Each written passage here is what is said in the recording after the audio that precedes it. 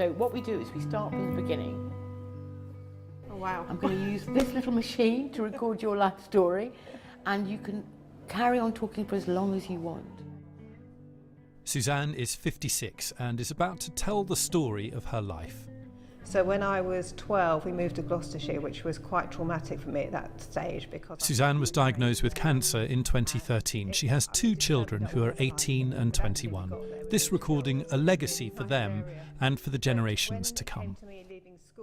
I always remember when my grandmother, who I was very close to, you know, she'd try and tell me things and I wouldn't really listen. And I'd love to have an audio of her life. So I applied to the Metropolitan Police Cadets, which didn't scare me because we lived, you know, in and around London really for most of my childhood. I think it's important for people to know what their family background is, where people have come from, where they've come from, what you can achieve.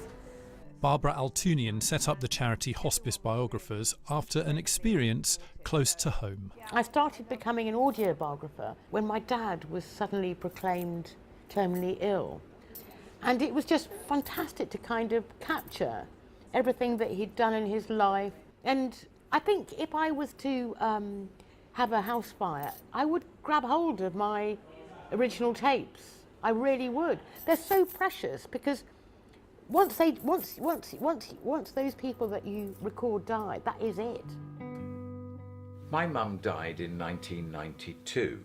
The actor David Suchet is supporting the new charity. This tape, an answer phone message, a prized possession. Hello, I'm sorry there is no one here to take your call at the moment. It's the only recording of my darling mum's voice that I have. We will ring you on our return. Quite emotional. It's just automatic to go into the police, although some people didn't. I did. Over the next 5 years, 400 volunteers will be trained to record people's life stories in hospices. And the process of recording has, for many, been therapeutic. They're able to analyse how their life has been and maybe look back at some really good times in their life at a time when a lot of things were a challenge for them. So that ability to reflect back on what's happened through their life is definitely therapeutic. It was the King's Cross fire, it was the poll tax riots. I've really had some interesting times in the police, I have to say. Storytelling is the oldest, most powerful art form. The memories captured here, priceless for families and loved ones. Graham Satchell, BBC News.